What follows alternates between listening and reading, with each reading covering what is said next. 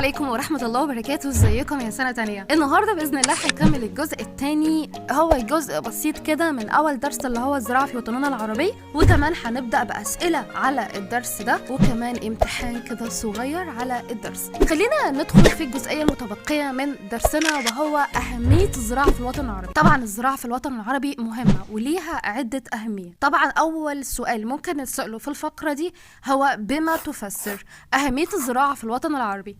طبعا بترجع لأهميتها لأنها بتوفر 4 أشياء. بتوفر إيه؟ بتوفر احتياجات، وبتوفر فرص عمل، وبتوفر رؤوس الأموال، وبتوفر المواد الخام.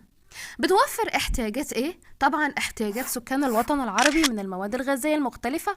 2 فرص عمل لسكان الوطن العربي، حيث يعمل بها نحو نصف السكان، أو يعني بنسبة 50% كده. 3 أهمية وهي توفير أو بتوفر رؤوس الأموال التي تستخدم في إنشاء العديد من المشروعات. 4 بتوفر المواد الخام اللازمة طبعا للصناعة. المواد الخام كده زي القطن، وبيدخل في صناعة الغزل والنسيج، وزي كمان قصب السكر اللي بيدخل في صناعة السكر، وكمان زي الفاكهة والخضروات اللي بتدخل في صناعة حفظ وتعليب.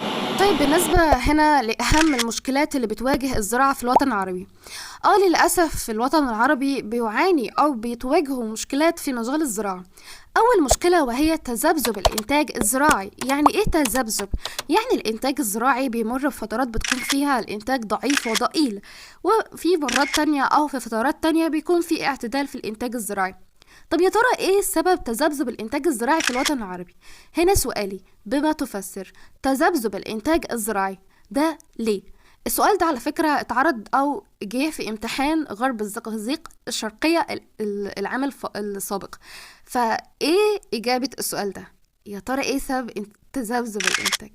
بيرجع تذبذب الإنتاج إلى بسبب اعتماد الزراعة في الوطن العربي أو في معظم الوطن العربي على مياه الأمطار.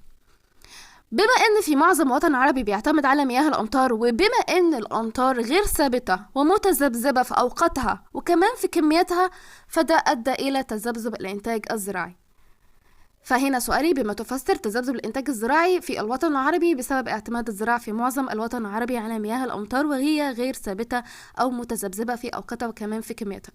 تاني مشكلة بيعاني منها الوطن العربي في مجال الزراعة وهو عدم استغلال كل الأراضي الصالحة للزراعة. طبعا مش بيستصلحوا أو بيستغلوا كل الأراضي الصالحة للزراعة، والدليل على ده إن بتقدر المساحة المنزرعة في الوطن العربي بنحو 5% من مساحته. دي طبعا نسبة يعني ضئيلة جدا بالنسبة لمساحة الوطن العربي. 5% بس اللي بيتم فيها الزراعة. فهنا تاني مشكلة وهو عدم استغلال كل الأراضي الصالحة للزراعة. ثالث مشكلة بتعاني منها الزراعة في الوطن العربي وهو قلة استخدام الأساليب التكنولوجية الحديثة في الزراعة. رابع مشكلة وهو حدوث ظاهرة التصحر. يعني ايه تصحر؟ التصحر يعني الأراضي بتصبح غير صالحة للزراعة. طيب ايه سبب التصحر؟ هنا بما تفسر حدوث ظاهرة التصحر في الأراضي الزراعية في الوطن العربي. ليه؟ ده بيرجع لعدة أسباب، فإحنا بس هنا في نقطة كده هنميز الأسباب الطبيعية والأسباب البشرية، لأن في أسباب طبيعية زي تفاوت كمية المطر، وكمان تاني سبب طبيعي هو زحف الرمال. في أسباب بشرية زي الرعي الجائر، وفي أسباب تانية طبعا زي قطع الأشجار والإفراط في زراعة المحاصيل المجهدة للتربة. دي كده الأسباب اللي بتؤدي إلى ظاهرة التصحر في الوطن العربي. هنا ممكن أسألك سؤال بما تفسر تناقص مساحة الأراضي الزراعية في الوطن العربي. ده طبعا بيرجع بسبب حدوث ظاهرة التصحر. وممكن يسألك على إيه سبب ظاهرة التصحر. طبعا هنعرض الأسباب الطبيعية والبشرية أو ممكن نذكرهم كلهم، ولكن ممكن يسألك مثلا من الأسباب الطبيعية لحدوث ظاهرة التصحر في الأراضي العربية أو في الوطن العربي هو تفاوت كمية المطر. طبعا هنا إيه صح. وهنا ممكن يسألك كمان معظم الأراضي الصالحة للزراعة في الوطن العربي غير مستغلة في النشاط الزراعي. طبعا هنقوله ايه صح. وفي نهاية الدرس طبعا احنا حابين نعرض الحل او مقترحات لحل المشكلات اللي بتواجه الزراعة في الوطن العربي. أول اقتراح وهو توفير المياه اللازمة للزراعة عن طريق الاهتمام بمشروعات الري، زي إيه؟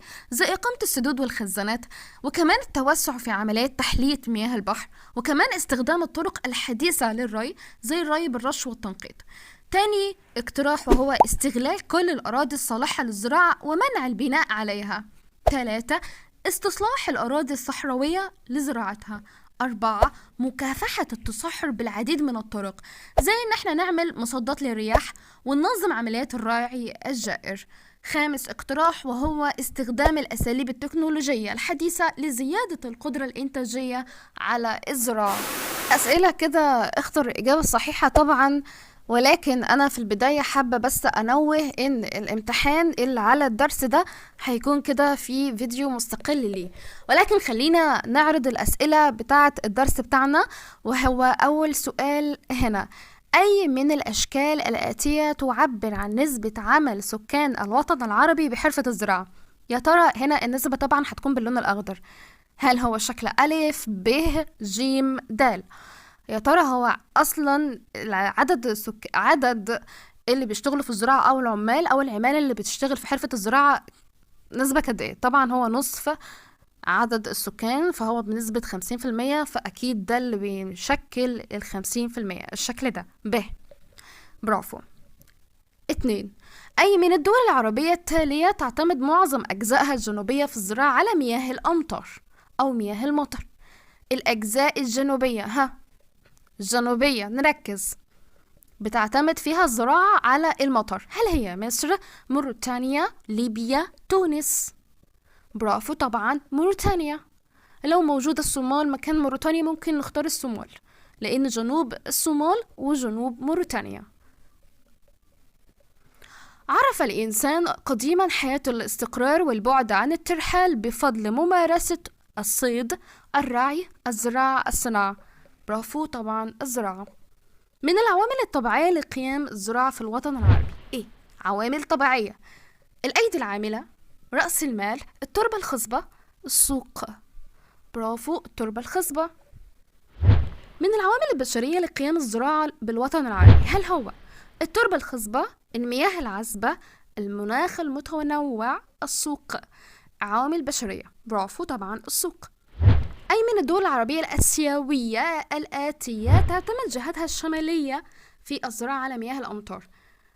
طبعا في الجناح الآسيوي، فإحنا دولة هنا آسيوية بس الأجزاء الشمالية ليها بتعتمد على الأمطار أو الزراعة فيها على المياه الأمطار. فهي هل هي سوريا ولا السعودية ولا قطر ولا الكويت؟ طبعا برافو هي سوريا.